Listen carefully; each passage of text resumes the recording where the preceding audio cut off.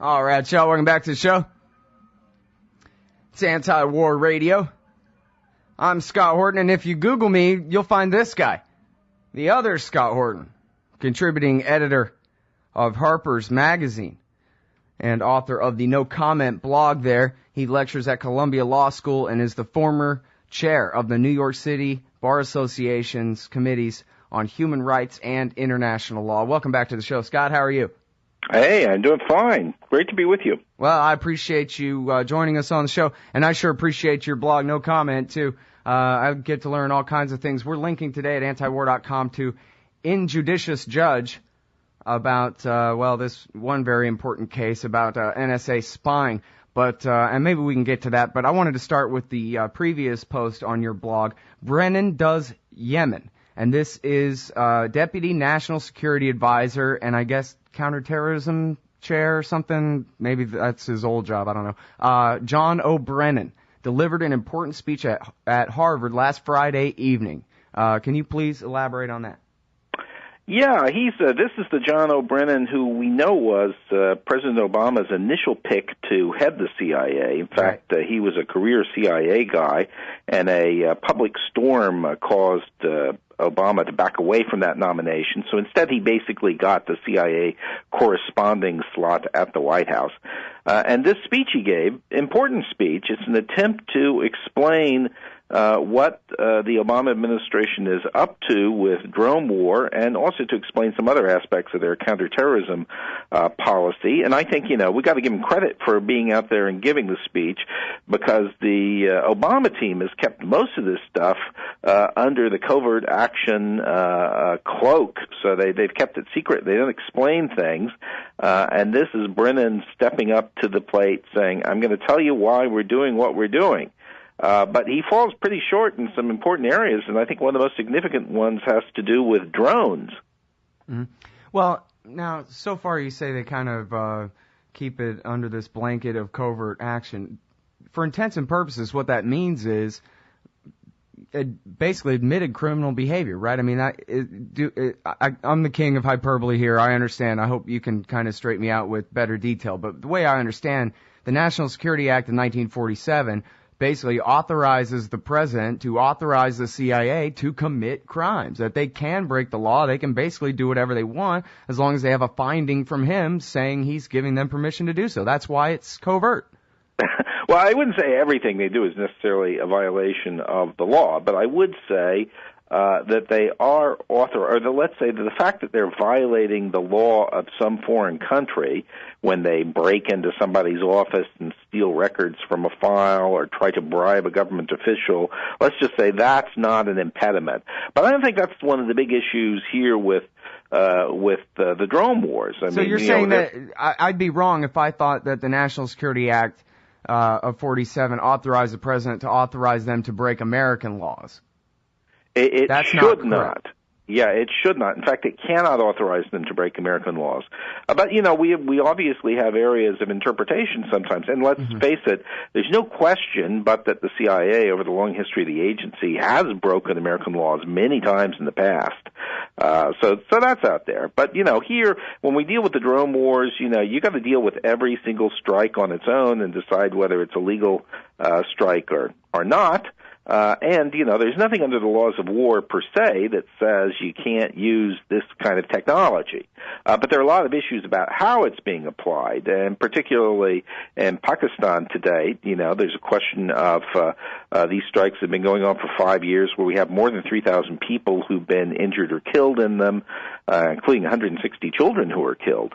A lot of issues about that, a lot of questions about whether or not Pakistan is actually saying, yeah, go ahead and do this on our territory, because it seems that they say one thing to American officials and they say something else to the newspapers in Pakistan.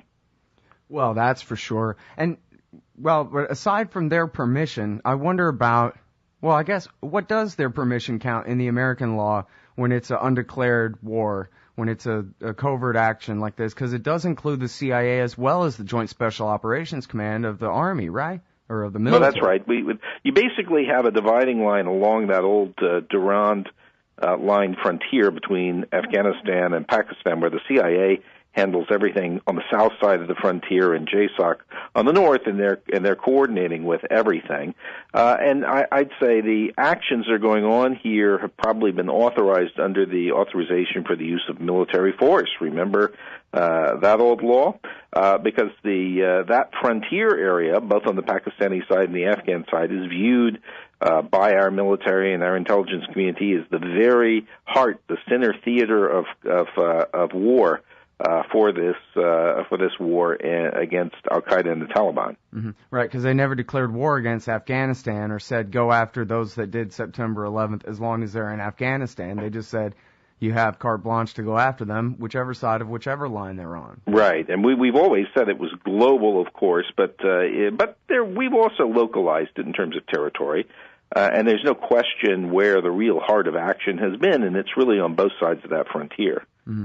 Well, I'm sure you saw Lindsey Graham is pushing and saying that they have bipartisan support, and surely that's true, in both houses of Congress for, some kind of special forces incursion to go and finish or escalate the war in the tribal territories there. What's the legality of that? That's still just under the AUMF from September 2001? They could do that? That's right. And then when you commit land forces, then you've definitely got a question of whether Pakistan, which in theory is our ally, is authorizing it or not. But generally, right now, we've got a really dangerous meltdown in our relationship with Pakistan. And they've been, you might even call them the original frenemy.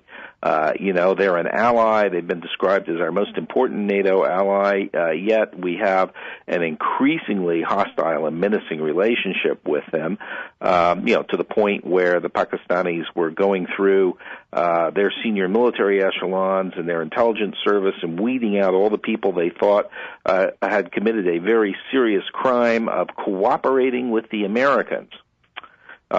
At the same time, when the number of, these Islamicist radicals or people with connections to them seems to be growing in those same quarters. So dangerous situation. Looks like they're trying to kick us out. Looks like the relationship is getting hostile. May well be that soon the Pakistanis will just say, absolutely no more drones. You're out of here.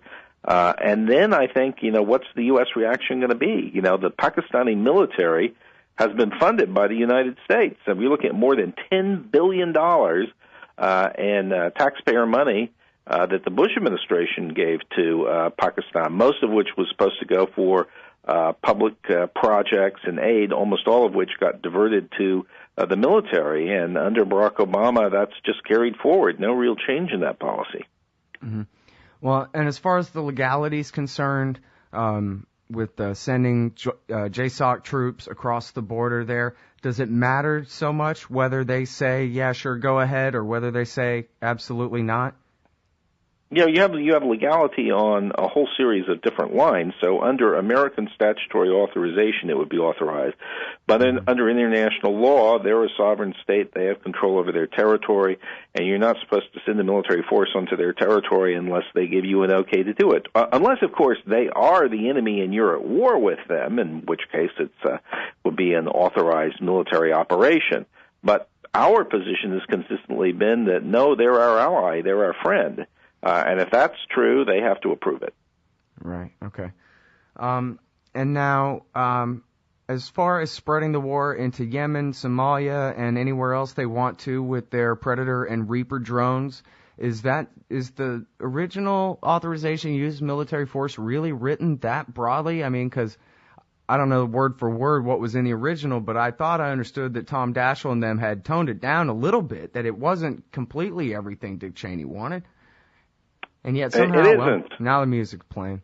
I guess I'll ask you again when we get back from this break, Scott. Okay. Just how much authority was given to President Bush and now Obama by that authorization to use military force, and then we can discuss the new one that they're pushing through that makes it even broader. It's the Other Scott Horton from Harpers.org, the no comment block, here on Anti-War Radio. We'll be right back.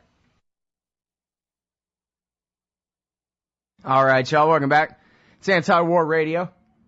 I'm Scott Horton, and I'm talking with the other Scott Horton, international law expert and contributing editor to Harper's Magazine. Writes the blog No Comment there at harpers.org. And I was asking about the extent of that authorization to use military force. I guess, Bush and Obama both have claimed that it gives them power to the ends of the earth, huh? Well, it's very broad. I mean, there's no limit in terms of place in it. There's only a limit in terms of who the target is. So, if with respect to an enemy that is Al Qaeda or associated forces, it's completely open. So that's how this is used as authorization for actions in Somalia and Yemen, Saudi Arabia. Does it say any associated forces that broadly? Well, this is the interpretation that's been placed on it by, in fact, the Obama administration uses that interpretation, and that's a narrowing compared to the interpretation that was used by the Bush administration. And what was their interpretation? Anybody looks at them funny? Theirs was basically Islamic terrorist group. Of any kind. But then you come to people like Hezbollah, which wouldn't necessarily fit into that group, and so forth. But I think the big issue we've got here, frankly, is, the CIA as a military force. You keep going back and talking about the National Security Act, and that act basically said we were going to have a civilian CIA that was basically going to be intelligence gathering and analysis. And what we have right now is a military CIA, and the most clear-cut example of that is that the CIA is running this sophisticated new weapons system, the Predator drone with Hellfire missiles. And we see expansion of that with the CIA base on the Arabian Peninsula. We see them running the drone war in Pakistan, and I think a lot of people look at this and say, this is just not right. I mean, the military knows how to run missile wars, not the CIA. And certainly there's been a lot of question about the efficiency and accuracy of the program that's been run in Pakistan so far. Mm-hmm. Well, and the BBC is saying that we're using drones, the U.S. government is using drones against al-Shabaab targets in Somalia now. And you got to figure a lot of those guys were probably in kindergarten when September 11th happened, but they're associated forces, I guess. Well, they are, but of course, one of the consistent problems here is that we have many of these groups were at one point recruited by U.S. intelligence, trained by U.S. intelligence, provided weapons and money by U.S. intelligence, and that's also the case with al-Shabaab. So they're the enemy right now. We target them. We're out to overthrow them, and they control most of the territory in Somalia. But if you go back and look at the history of our dealings in Somalia, you see that not too far back there, we had a very friendly relationship with al-Shabaab. So, we seem to be our own worst enemy. Yeah, well, which is good for business if you're in the war business or the covert action business or any same thing, I guess. That's right. I mean, you look at Admiral Mueller says that al-Haqqani is behind the attack on the U.S. Embassy in Pakistan, and the Pakistani intelligence service was behind al-Haqqani and was driving them. And, of course, that means that the U.S., which has given more than $10 billion in support to Pakistan, most of that going into the military, is the greatest provider of material support to these terrorists if we use the U.S. legal standards. Sure. So it's quite a mess we've gotten ourselves in. Yeah, well, and it's been that way, I mean, for at least the last quite a few years there, where the Pakistanis have been put in the position, really by us, of having to back the anti-government forces in Afghanistan, because the government we're installing in Afghanistan is in real tight with the Indians. And the Pakistanis figure we're going to leave at some point. They can't give up the last of their influence there. Although I wonder whether you think it's credible that the accusations that they would have used a Haqqani network to bomb the American embassy in Kabul. I mean, that sounds like a bit of a stretch, these latest accusations. I wonder, why Admiral Mullen is turning on his best friends this way. Because Admiral Mullen's coming to the end of his term in office. We've got a new chairman of the Joint Chiefs coming in. But I think that means that Admiral Mullen can afford to be completely candid and honest. And I think these accusations are not only are they credible, in fact, I think we've had pretty good information to this effect for a long time now. Yeah. Well, like I say, I agree definitely on the Pakistani support for the Haqqanis going way back. I don't think that's in question. But why would they want to bomb the American embassy in Kabul, though? I think the bottom line is they would like to see a rising American discontent with the effort in Afghanistan and U.S. withdrawal from Afghanistan, because they see that as what's holding up this, as you put it, pro-Indian government in Kabul. And that's certainly the way most people and the Pakistani military view it. I think they view it as a waiting game. The quicker the Americans are out, the sooner they'll be able to reestablish their influence and control over Afghanistan, and that's still their objective. Which means that, they're not our friends. Mm-hmm. Okay, now, so the new version of the authorization to use military force that I guess last I heard is still making its way through Congress right now, other than the changes to detainee policy, doesn't it broaden the associated forces doctrine there of the original authorization to use military force? And the way you describe it makes me wonder why they would need to at all. Well, they hardly need to, but it opens it up basically to give the executive discretion to declare anyone the executive wants a terrorist adversary, and thereby to extend the war. So, for instance, he could use this to expand the war to include Sendero Luminoso in Peru, or the Indian rebels in Chiapas in Mexico, or you can keep on going around the world. And I think there are a lot of people, including a lot of people in the military, who think that's not really a smart idea. I think traditional military strategy is, you want to define a war in such a way that you can win the war, and you can say you won the war. So having this ongoing forever conflict that is never wrapped up means also that you're in a very difficult position ever saying you won anything. That's not smart military doctrine. And this is the reason why we have a lot of folks in the military right now putting forward very tentatively this idea that we won the war against Al-Qaeda. They have been reduced to an insignificant force. There are probably only a few hundred of them left in Afghanistan. This war is coming close to an end. And that argument is being fought by the Republicans who are sponsoring this new definition for the authorization for the use of military force. They want the forever war. They don't want the war ever to end. They don't want the U.S. ever to be in a position to claim victory. Right. Well, yeah, and I guess that really must anger some military guys, who that's what they're in it for. They don't want to just be able to say at the end, well, at least we never lost a battle, because nobody cares about that if you lost the whole war. They don't want, some of them at least, must be opposed to this 1, 2, 3 many Vietnams doctrine that they have now. Well, General Petraeus is a great example on this score. I mean, he was a very aggressive advocate of the narrow definition of conflict because he wanted to be in a position to say, we won Iraq. We won Afghanistan. If we're going to have another campaign, it'll be another campaign, and we'll win that. But having this soft definition that expands everywhere, they hate that because you can never claim a success. Right. I don't know. I mean, isn't it Petraeus's guys, though, that pushed the long war doctrine? I guess that's just moving it from place to place, declaring victory here and there on the way. I think it's mostly politicians who are pushing that. But let's say we have differences between political realization and military doctrine. Yeah. Well, and I guess the war in Libya now, when you look at the Haqqani situation in Pakistan, it kind of makes you wonder how long before they declare that we have a jihadist threat in the form of the people that we just helped overthrow Gaddafi there. We have to go fight them there.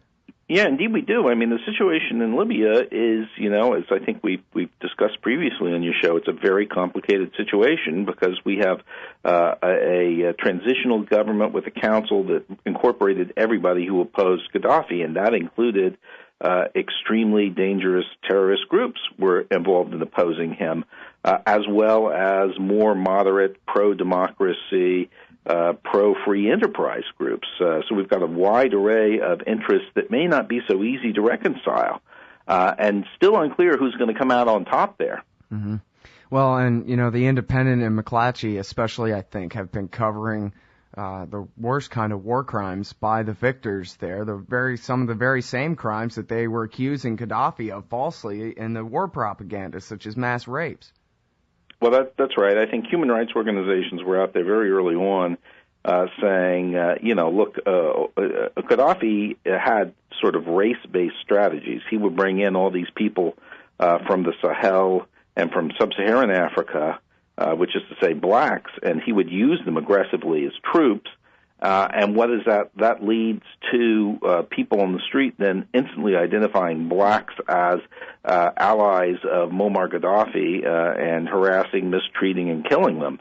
And that's a disaster, and we still have that disaster going on in Libya. Yep, Fritz. So, all right, well, I've already kept you over time. I really appreciate your time on the show today. Great being with you. Good luck. All right, everybody. That's the Other Scott Horton, heroic anti-torture, international human rights lawyer. You can find his blog, No Comment, at harpers.org/no comment. And we'll be right back.